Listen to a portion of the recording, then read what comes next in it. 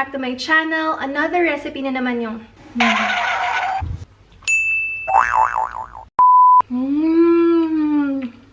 Sarap.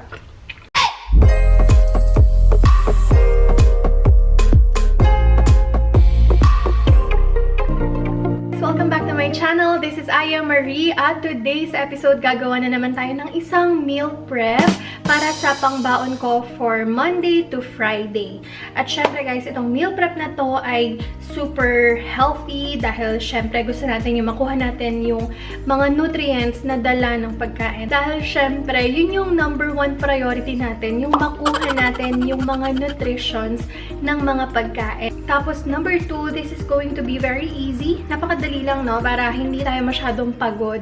Na ayaw nating napapagod. Dahil ayaw natin yung mga komplikadong pagkain na ginagawa kasi, syempre, para naman at least meron pa tayong more energy for ourselves. At the end of the day, hindi yung naubos na yung buong araw mo kakaluto, ba? Diba? Number 3, syempre, murang-mura lang yung mga recipe na to. Dahil gagamit tayo dito ng Century Tuna. So, syempre, gusto natin yung madali lang, masarap, masustansya, at mura. So, kung yan ang hanap nyo, then please keep on watching. Okay guys, so simulan natin sa ingredients. Meron tayong Century Tuna, bawang, sibuyas, lemon, salt and pepper, paprika, itlog, mayonnaise, at kung meron kayong mustard, dagdagan nyo na rin pang flavor. So, hiwain na natin yung sibuyas. Kalahating sibuyas lang yung gagamitin ko dito. Pwedeng puti, pwedeng pula, kahit ano, okay lang.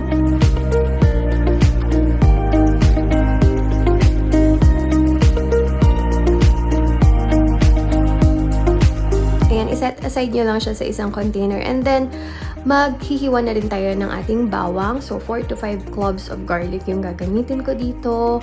Ngayon, gamitin naman natin yung equipment na binili natin. No? Sayang naman para masulit, ba? Diba? Ayan, ihalo nyo lang siya doon sa ating onion sa container. Tapos, yung Century Tuna, i-prepare na rin natin for our patty. I-drain nyo lang yung water or yung liquid niya sa loob. Kailangan dry siya.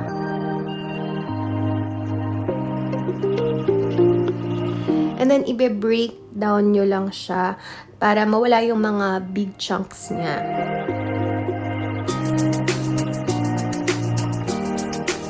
Gagamit tayo dito ng 3/4 plain flour, 3/4 cup, konting asin to season, konting paminta,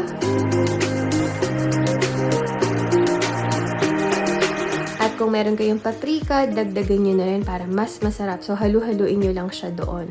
Tapos, konting lemon kung meron kayo. Pwede rin kalamansi kung wala kayong lemon, or you can always skip this part kung hindi kayo masyado mahilig sa medyo maasim.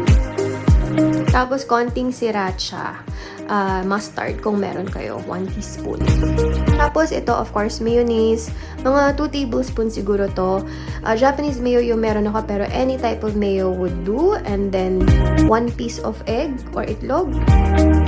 Tapos, halu-haluin nyo lang itong ating mixture dahil ito yung makakapag-form ng ating tuna patty. And then, ibuhos nyo na yung ating tuna doon sa mixture na ginawa natin.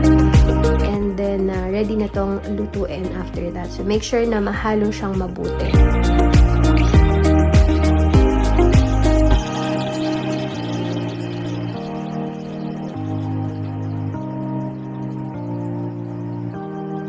Ayan, so magpainit na tayo ng ating pan doon sa kalan. Dahil dito natin piprito.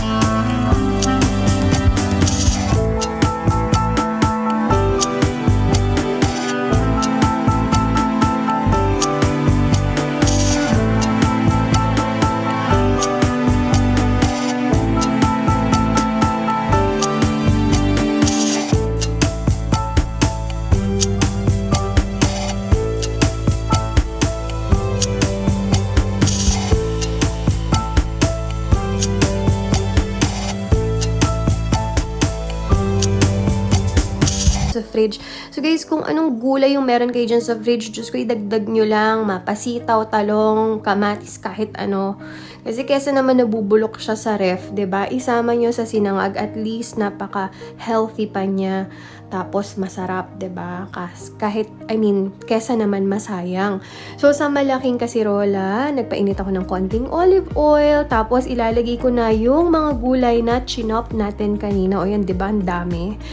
Tapos, lalagyan ko siya ng water at tatakpan ko para ma-steam yung vegetable. So, mga 2 minutes siguro, iiwanan ko to para ma-steam siya at maluto siya ng konti. Pero wag sobra.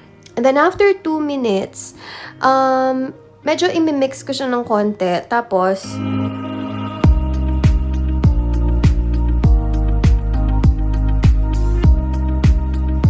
lalagyan na natin siya ng konting asin para medyo may lasa naman siya. Huwag masyado para hindi maalat.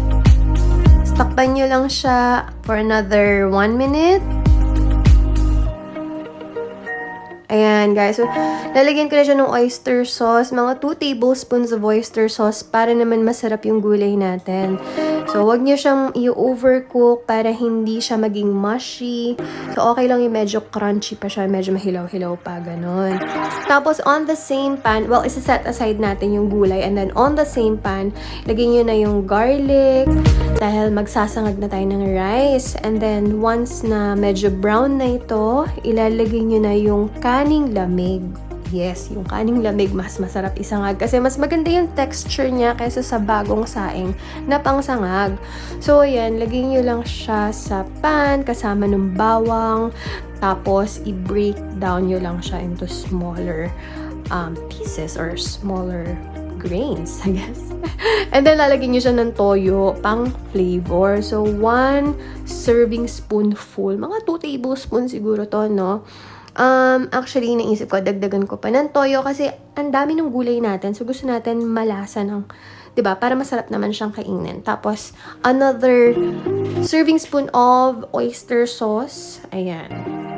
Ito talagang combination na to, soy sauce and oyster sauce. It will never go wrong. Sobrang sarap nila lagi. And then, you can always add paprika para mas masarap. And finally, again, tuna, century tuna. So, set aside nyo lang yung rice sa tabi dahil dito rin natin iluluto yung tuna. I-drain nyo muna siya, hawag ganito. Medyo nakapag-iwan ako ng konting liquid, which is not ideal.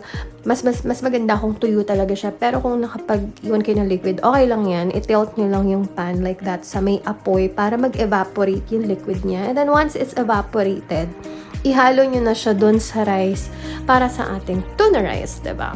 Tapos, kung meron kayong sesame oil, dagdagan nyo na din kasi malaki talaga yung nagagawa niya para mapasarap yung dish. And then, sa huli natin ilalagay yung ating bell pepper dahil ayaw nating malerot or maging mushy yung bell pepper. Mabilis kasi siyang maging mushy. And then, finally, we're gonna add all our vegetables. O yan, di ba? Ang sarap.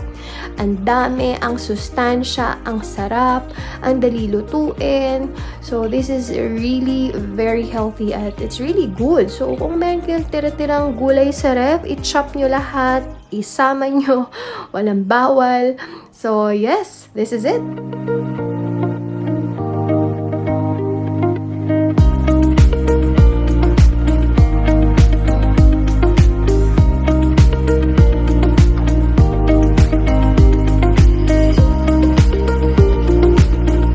So, guys, tapos na nga yung ating tuna patty at tikman na natin siya.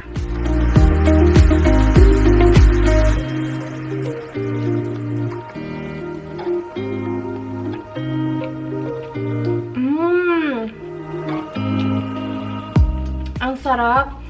Tama-tama to guys, pang merienda, pwede rin pang ulam at pang baon. Agad pa ako isa. Malasa, malinamnam. It's quite healthy na rin. Yeah, it's really good. So, ipack na natin siya sa ating Tupperware para pang baon ko sa work.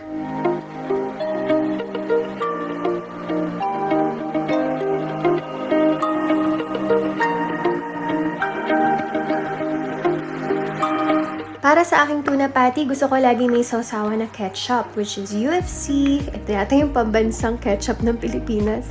Tapos, 1 serving of fruit para makuha natin nutrients and natural vitamin C and mixed nuts for my snacks and 1 vitamin D a day. So, here is my meal prep for 1 week.